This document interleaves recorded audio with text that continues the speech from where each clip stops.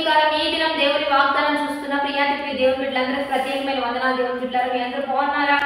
ప్రతిదిన వస్తున్న వాగ్దానం చూస్తూ దేవుని మహిమపరుస్తూ ఉన్నారా? ఈ దినము దేవుడు ఏ వాక్కులు ఇస్తున్నాడు చూద్దాం. పరిశుద్ధ లేఖన గ్రంథంలోంచి యెహెజ్కేలు గ్రంథము 34వ అధ్యాయము 26వ వచనం చదువుకుందాం. వారిని నా పర్వతము పట్ల స్థలములను దీవెనకరముగా చేయుదును, ఋతువుల ప్రకారము వర్షం కురిపించేదును, దీవెనకరమగు వర్షము కురియును. ఈరోజు దేవుని బిడ్డలారా, మీ అందరికీ దీవెనకరమైన వర్షము కురిపింపజేస్తాను. ఋతువుల ప్రకారం వర్షం ఎలా వస్తుందో అలాగే దీవెన వర్షం మీ మీద కురిపించి మిమ్మల్ని చుట్టుప్రక్కల ఉన్న వారికంటే కూడా పర్వతము చుట్టుపట్ల స్థలములను దీవెనకరముగా చేయుదును.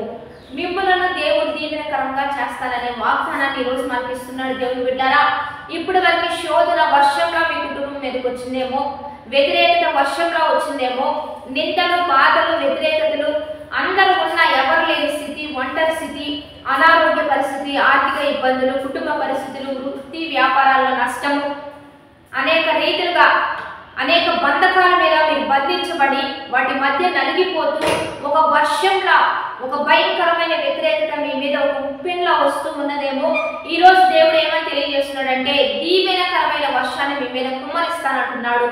ఎప్పుడైతే ఆ దీవెనకరమైన వర్షం కుమ్మరించబడుతుందో ఇప్పుడు వరకు మిమ్మల్ని ముంచివేసిన ఆ శ్రమలు, శోధనలు, వ్యతిరేకతలు అన్నింటినీ దేవుడు కడిగి వేస్తూ పారద్రోలే విధంగా ఈ దినము దేవుడు మీ పట్ల అద్భుత కార్యం జరిగించబోతున్నాడు. దేవుని బిడ్డలారా, అందుకనే యేసుక్రీస్తు ప్రభు ఈ లోకానికి వచ్చాడు. ఆయన రావడంతోనే సాతానుడు ఓడిపోయాడు, వాడి రాజ్యాలు కుప్పకూలిపోయాయి.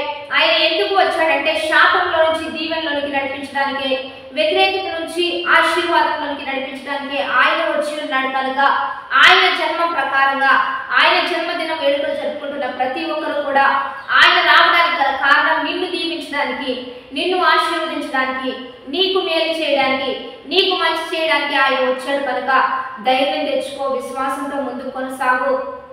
ఏది నిన్ను ముంచి వేసిందో, ఏది నీ మీదకు లేచిందో వాటన్నిటిని అణగద్రొక్కి దేవుడు గొప్ప కార్యాలు చేయబోతున్నాడు.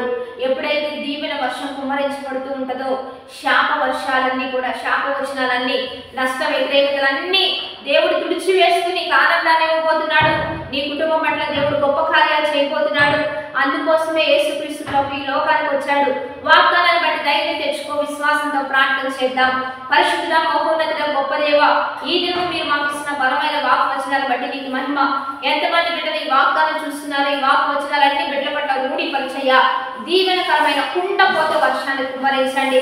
ఆశీర్వాద వర్షాన్ని, మేలు అనే వర్షాన్ని, ఘనత అనే వర్షాన్ని, ఖ్యాతి అనే వర్షాన్ని కుమ్మరించి నీ బిడ్డలకు మంచి చేయండి, నీ బిడ్డలకు మేలు చేయండి, నీ బిడ్డలకు కృప చూపించి మీరే లేవనెత్తి ఈ సంవత్సరం ఉన్నతంగా ఆశీర్వదించి ఆశీర్వాద పదంలో నడిపించి అన్ని రీతిలుగా ఫలభరితంగా మార్చమని బర్త్డేస్, మ్యారేజ్ జరుపుకున్న వారికి దీవెనలు, శుభవచనాలు ప్రకటిస్తూ ప్రభువైన యేసు నామం పేరిట అడిగి వేడుకొని ప్రార్థిస్తూ ఉన్నాము గొప్ప తండ్రి, ఆమేన్.